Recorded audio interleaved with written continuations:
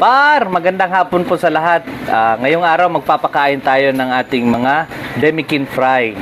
So, hindi pa po naluluto yung ating baby brine shrimp. So, kailangan nating magpakain. So, ang isa sa paraan para mapakain natin ng mga fry is yung egg yolk po. Ito po siya. Yan. Egg yolk lang po ang gagamitin nyo.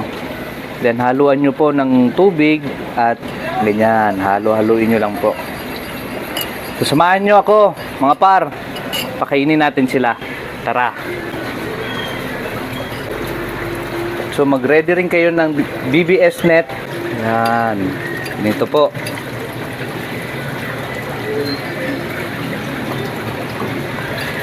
Konti-konti lang po.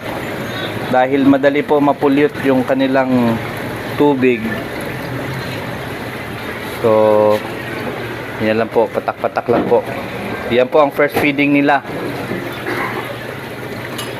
Yan.